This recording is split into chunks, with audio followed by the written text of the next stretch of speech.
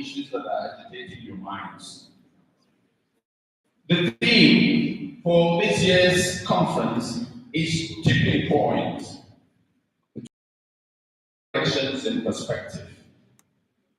And I'm the Honorable Attorney General has given us a conceptual framework for understanding the subject of tipping point. Incidentally, he leveraged the definition provided in the Merriam-Webster dictionary, which incidentally is the one that I thought better explains the subject of this theme. So what is tipping point? Titled, "The Stakes Cannot Be Higher." He cited as follows: make no mistake about it. The next election is the most consequential in our democratic journey. This is what Elijah Chukwuemeka says, that it is the most consequential. The question that I have asked is how so? As many of you know, I have the privilege of running for the governorship of our state, and because of that, if I take a position, it is likely to be biased. Therefore, what I'm going to do this afternoon is actually to just raise questions for reflection. I'm not going to take any particular position because I would like to respect the diversity of political opinions and orientations here. I'm going to raise questions that I believe will be critical, that will help us understand whether indeed 2023 will be a tipping point. And so, among the questions that I've asked are the following: will 2023 indeed be a tipping point in the history of this country? If so, why? Given that Nigeria's political system is often an evolving door of rich and powerful elites, the 2023 elections will be a tipping point for who? Is it the poor and other vulnerable groups that have over the years borne the brunt of bad governance in this country? Will 2023 be a tipping point for them?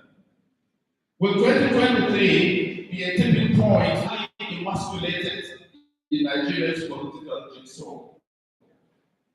And when I think about this, I'm mindful of the fact that I have the privilege of serving as a lead consultant to the House of Representatives Special Committee on Constitutional Reform.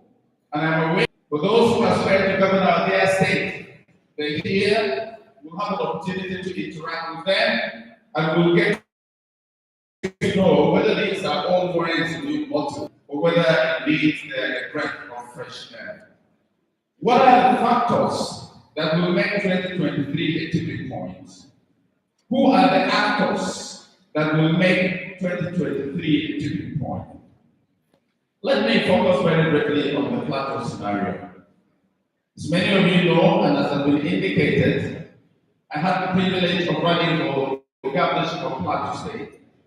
But before the primaries, I decided to withdraw.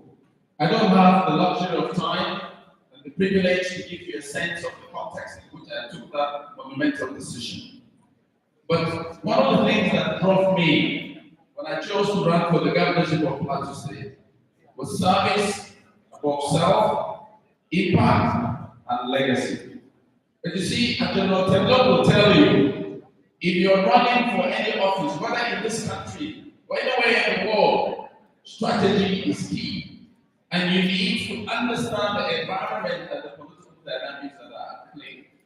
If you don't, the political process will consume you. As well as they say in Hausa, that's a wase, and you're left there naked in the marketplace.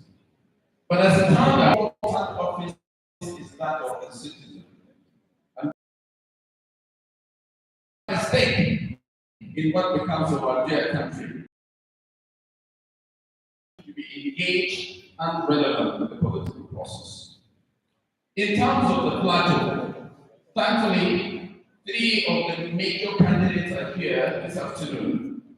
And instead of focusing on the dynamics on the plateau, I would rather do so at the national level because we have these excellent individuals here and we will have the privilege of the opportunity to interact with them.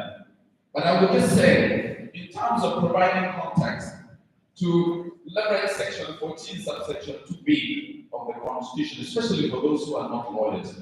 Section 14, subsection 2B of the Nigerian Constitution says, the security and welfare of the people shall be the primary purpose of government. The security and welfare of the people shall be the primary purpose of government. All else is secondary.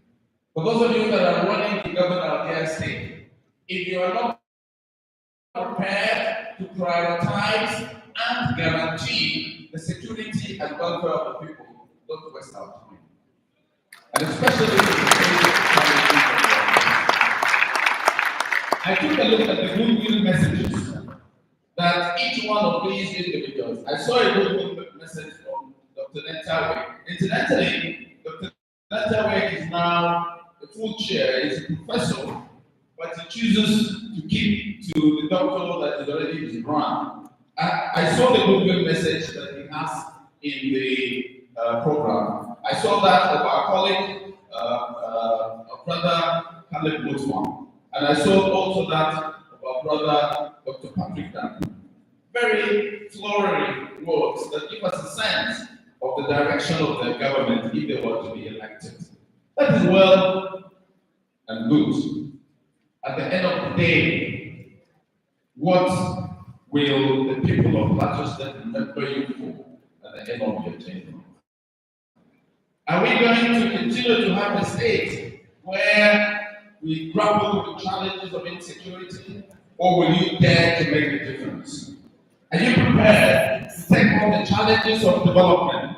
Are we going to continue to remain, as is often said, a civil service state, or are we moving to a self-sustaining state? What is your plan to industrialize our state?